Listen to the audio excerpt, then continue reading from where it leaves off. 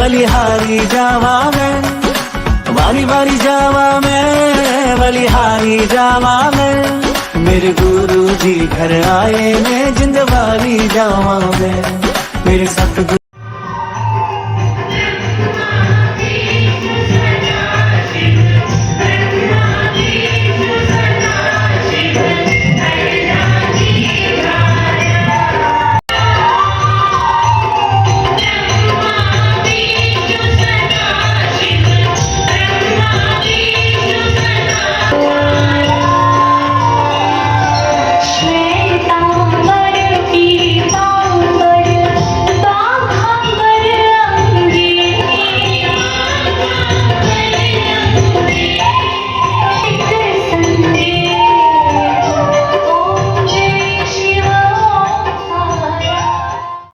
में मैसेज कर सकती है, उस हिसाब से प्रोग्राम, उस हिसाब से बसेस का प्रबंध करेंगे। जय गुरु जी, शुक्राना गुरु जी, संगत जी, गुरु जी के चरणों में कोटि कोटि प्रणाम। मेरा सत्संग इसी हफ्ते तकरीबन 4-5 दिन पहले का है, जिस दिन विजयंकर ने मैसेज डाला था सत्संग का। उसी दिन सुबह ब्रेकफास्ट टाइम की घटना है। शांत होकर सुनो सारा। मेरी वाइफ सरिता मुनाज ब्रेकफास्ट बना रही थी किचन में, और उसने प्रेशर कुकर में कुछ डाला हुआ था पकने के लिए, और उसकी हेल्प के लिए मैं थोड़ा सा किचन में गया।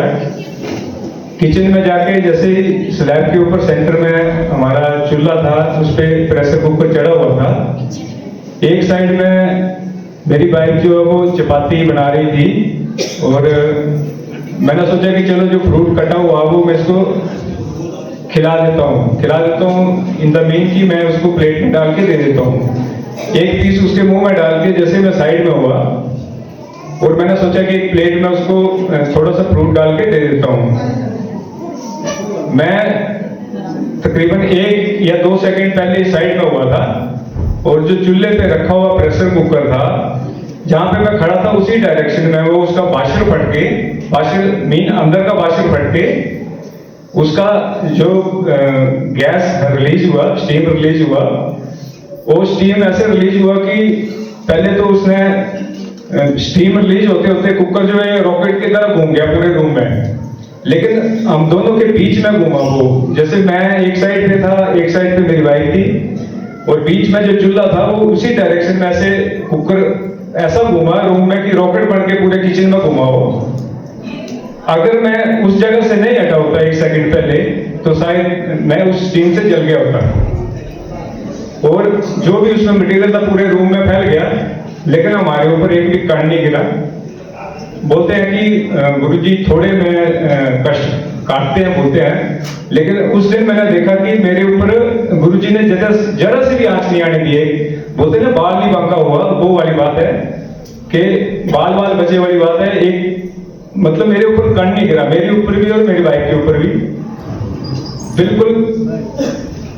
मतलब कोई ना कोई ऐसा हो जाता है अगर थोड़ा सा भी नेगेटिविटी हमारे ऊपर हावी हो जाती तो मैं शुक्राना करना चाहूंगा गुरुजी का। वैसे तो सत्संग होते रहते हैं, लेकिन उस दिन तो बिल्कुल ऐसे मतलब बाल बचने वाली बात हो गई, तो गुरुजी का बहुत बहुत शुक्राना है। गुरुजी ऐसे कृपा दृष्टि बनाए रखना, और जो भी मेरे से आप सेवा लेते हो उसके लिए बहुत बहुत शुक्राना गुरुजी।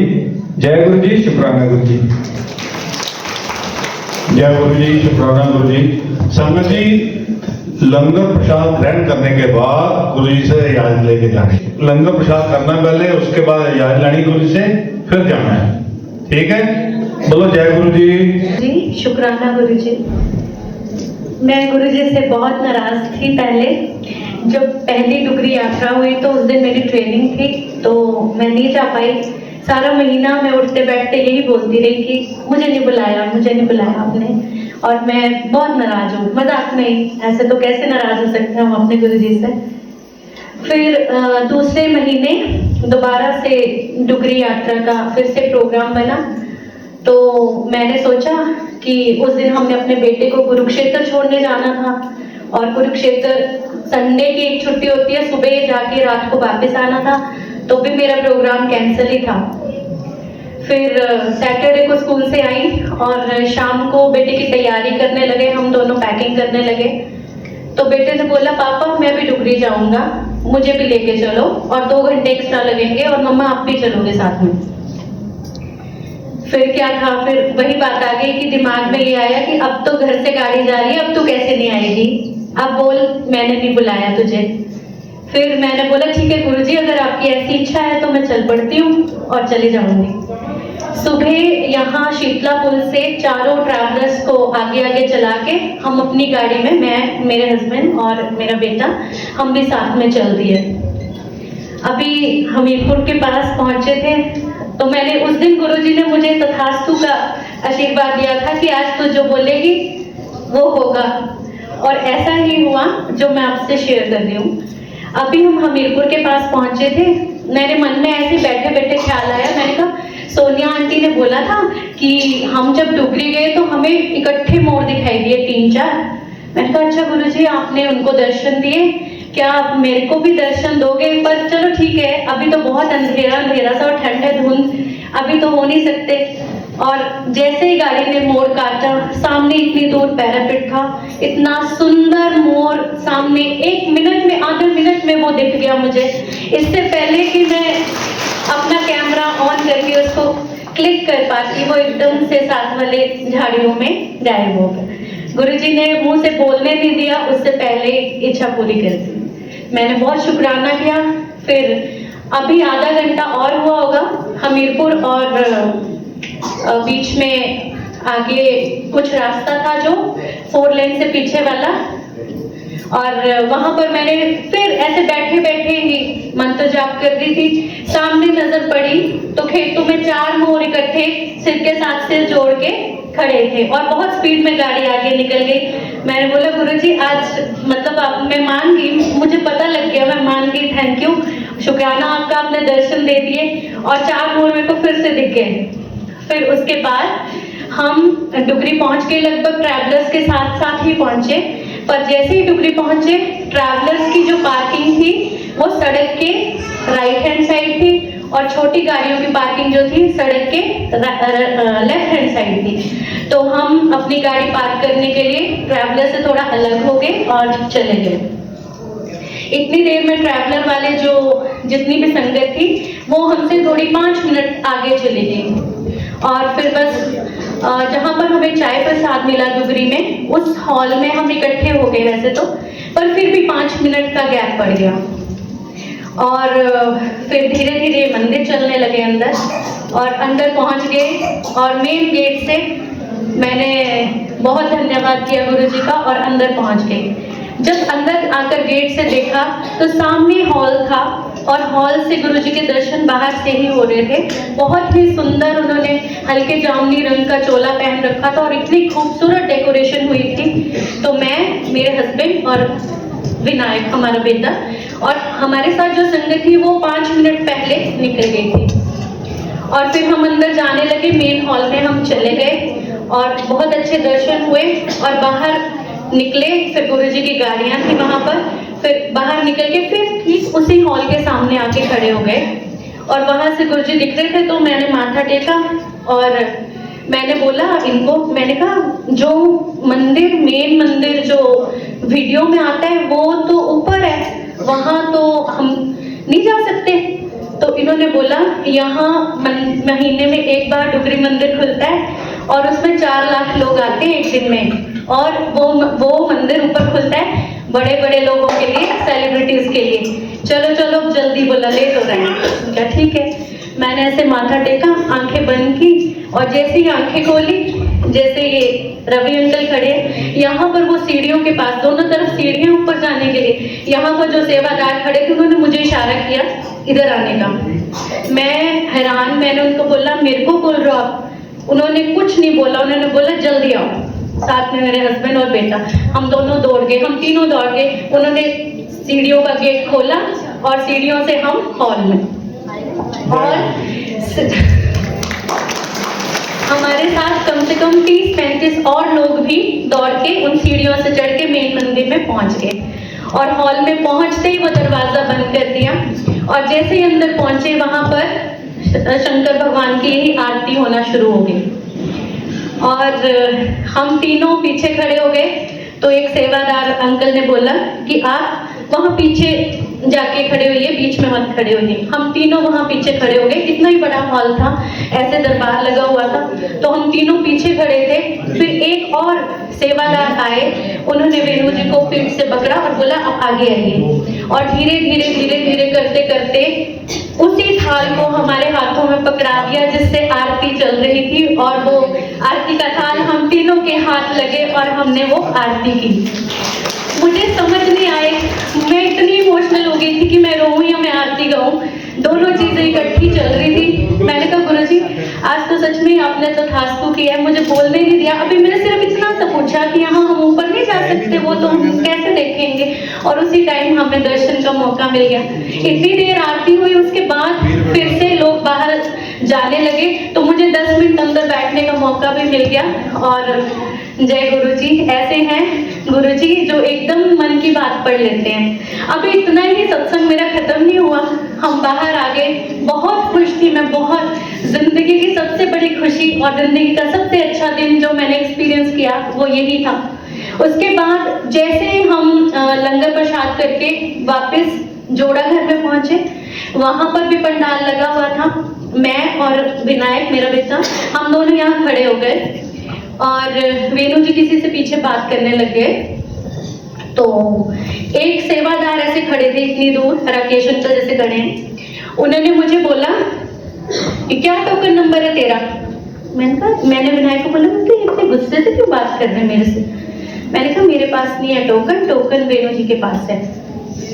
तुझे नंबर तो पता होगा? मैंने कहा मुझे नहीं पता, मुझे माफ कर दो, मेरे को नंबर नहीं पता। मेरे को भी गुस्सा आने लगा। विनायक बोला मैंने तो कोई बात नहीं, आप मत जोर से बोलो। मैंने बोला मुझे पता होता तो मैं उधर आके ले लेती ना जूते, मैं इधर क्यों खड़ी होती, मैं वेट कर रही हूँ, मेरे हस्बैंड गए हैं। तो बोला इधर तुम आ। मेरे को बड़े गुस्से से बुलाया उधर, मैं गई। फिर बोला हाथ आगे कर, गुस्से से, और हाथ ऐसे आगे किया उन्होंने और मेरे हाथ में एक टॉफी दे दी। मैंने बोला मैंने आपको पहचान लिया गुरुजी। बोले पहचान लिया तो?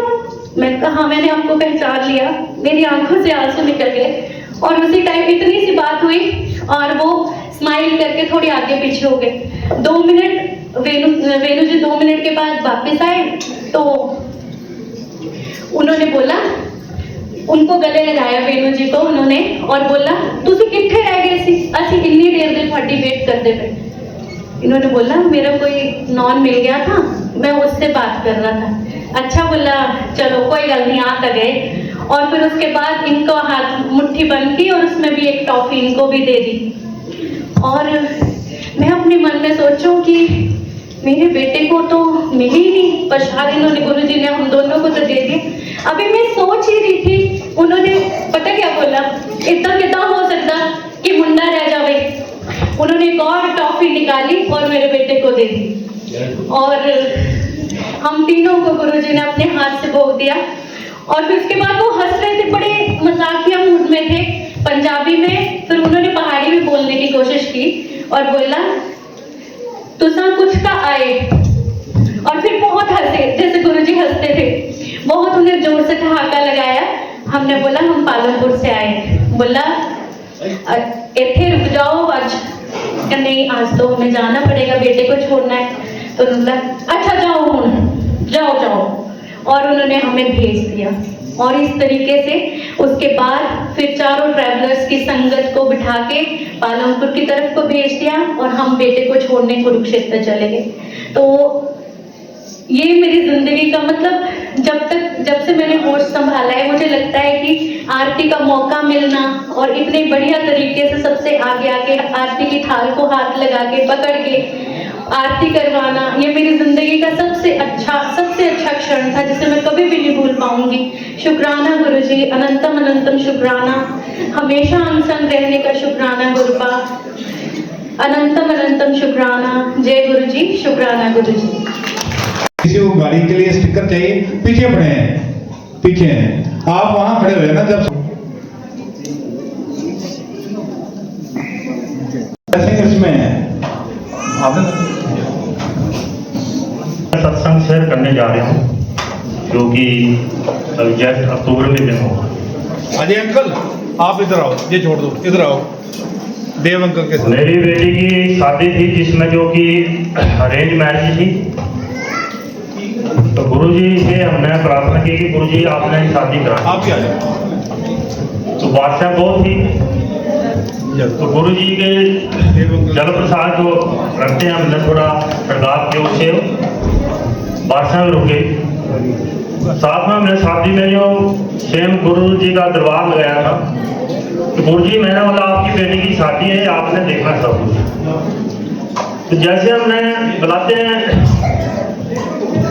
ब्याह शादी में अपना जो देते हैं सगे संबंधी भाई, तो कईयों को मैंने को, कईयों को दाम को, कईयों को थाम। तो मैंने बोला गुरु जी की बेटी की शादी है, इसमें सभी आएंगे, मैंने से लेकर छोड़ तक सभी, और गुरु जी इसका पूरा करेंगे जो लंगर प्रसाद है पूरा। तो मेरी आंटी बोलती है आपने सभी को बुला दिया। मैंने कोई बात नहीं, गुरु जी का दरबार है और गुरु जी की बेटी की शादी है, इसमें सब कुछ ठीक ठाक होगा। तो चलता रहा सब कुछ।